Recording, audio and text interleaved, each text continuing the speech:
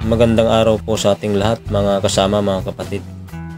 Itong pag-usapan naman natin ngayon ay tungkol sa mga palpak na trabaho. Hindi lamang sa mga tamang trabaho natin ang ating pinapakita, ipapakita ko rin dito ang mga palpak naming trabaho. Ito ay minasilyahan ng kasama ko na hindi na flexiban. Ito ang magiging epekto ng trabaho natin pag hindi malagyan ng waterproofing. Kahit na minasilyahan mo yan ng first class na masilya, ay ganyan ang mangyayari. Kasi ito nagbubbles mga kasama. Dito, na-trap yung tubig dito kaya walang dadaan ng iba yung tubig. Kaya itinulak niya ang pintura namin. Ito ay isang napakalaking kamalian na ito naman ay aking pinabayaan. Noong una pa ay kinakabahan na ako sa parting ito kasi dito naulanan na arawan. Bali terrace po ito ng second floor. Bali ang tubig ay dumaan sa ilalim ng tiles.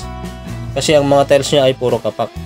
Kaya ang ginawa ko dyan, binakbak ko yung tiles dahil malaki ang posibilidad na dito dumaan yung tubig. Na hindi naman kami nagkamali, dito talaga dumaan yung tubig. Pero kung na-flexiban namin yun, ay hindi basta-basta matutuklap yung pintura namin. Kasi yung pag umulan ay dun sa pagitan ng tiles dumadaan yung tubig. Kaya kinatok ko yung tiles ay kapak, kaya binakbak ko at tiniktikan para lalapat muli yung tiles. Gaya yung pinapakita ko dito dumaan yung tubig sa mga ilalim ng tiles talaga. Kaya ang ginawa ko dyan, binakbak ko, tinanggal ko yung dating masilya kasi pag hindi mo tatanggalin yung dating masilya ay hindi maganda. Kaya ginawa ko dyan, pinalitan ko ng iba ang pinang masilya ko dyan, ibig kong sabihin. Kaya ang ginawa ko, tinanggal ko yung tiles at kitang-kita nyo naman yung likod niya talagang hindi kumapit yung adhesive. Kasi pag kumapit yung adhesive dyan ay makikita nyo na may mga kumapit pa ring mga adhesive dyan. Pero ito, isang tik-tik ko lang, pagtuklap ko lang ng konti, ay tanggal na talaga kaagad.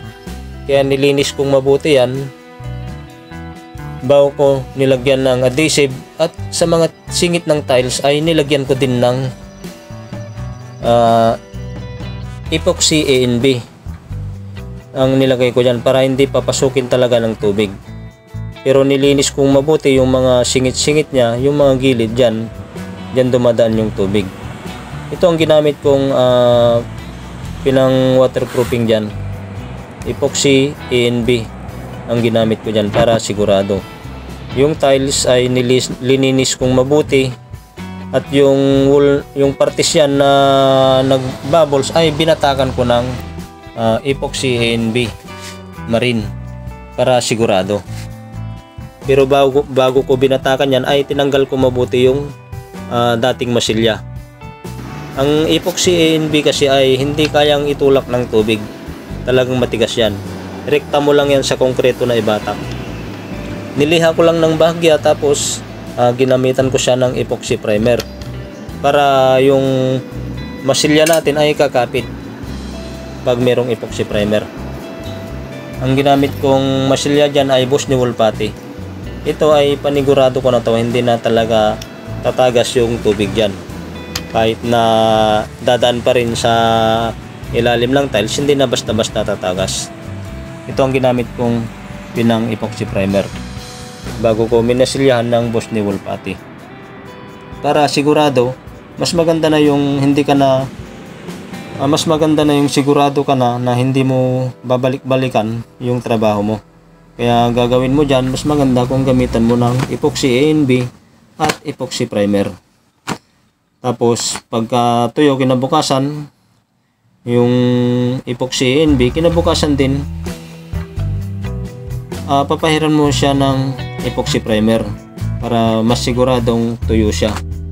Tapos palipasin mo ulit ng isang araw para bago mo batakan ng Boss ni Wolpati. Bali ang ginawa ko sa mga tiles na yon ay medyo kinatkat ko yung singit talaga ng tiles para tanggal yung dating grout at papalitan ko siya ng epoxy NB. Bali ito na yung ginamit kong epoxy NB. Kailangan linisan nyo lang mabuti habang basa pa. Gamitan nyo lang ng spatula o paleta para matanggal yung kapal ng epoxy NB. At gamitan nyo siya ng foam o basahan. Kailangan pigang-piga siya para medyo maganda, para malinis na mabuti. Kasi pag tumigas ang epoxy NB ay napakakapit niyan, hindi mo basta-basta matatanggal. Ang teknik diyan ay habang basa pa ay linisan mo na. Bali ito naman ay yung mga dating grout ay tinanggal ko at pinalitan ko ng epoxy NB para siguradong hindi na papasok sa pininis nating pininturahan. Bali ito na yung kalabasan ng aking ni-repair kasi noon pa kinakabahan ako na maaaring mag-bubbles at yun nga nag-bubbles. Pero itong pinapakita ko dito ay umulan ng malakas at sa awa ng Diyos ay hindi na lumobo ang aming pininturahan, ang aming backjob na trabaho. Kaya kailangan pagka gagawa kayo ay talagang siguraduhin nyo na. Tignan nyo kung naulanan o naarawan ay pwedeng i-flexiban o masilyahan ng epoxy NB para siguradong hindi tatagas sa baba. Yung pinapakita ko dyan ay yung tubig ulan. Kasi ang tiles dito ay hindi bumababa yung tubig. Nag-i-stay siya dyan pag umulan. Kaya ganun ang nangyayari, lumulusot yung tubig sa ilalim ng tiles. Kaya ganyan nangyari sa aking ginawang pininturahan na medyo may kapabayaan. Kaya sa susunod, nasinabihan ko yung mga kasama ko na talagang ipupulido na lang ang trabaho. Bali ito yung ilalim at sa ibabaw, makikita nyo dyan ay open yan na arawan at naulanan. Bali yung pagbaba ng dalawang kasama yan yung partis na binasilyahan ko. Sa awa ng Panginoong Diyos ay hindi naman na bumalik yung bubbles. Bali ito na yung kinalabasan. Okay na siya mga kasama. Kaya pag tayo gumawa, kailangan natin pulido. Tingnan natin kung kailangang i-flexiban o masilyahan ng epoxy NB ay gawin natin mas maganda mga kasama. Sana ay huwag palilimutang mag-like and subscribe. Sana ay manatili po kayo sa aking channel na manood at nakapagbigay din ako sa inyo ng konting tips para alam nyo ang inyong dapat na gawin pag kayo ay nagpintura ng bahay. Maraming salamat po sa inyo.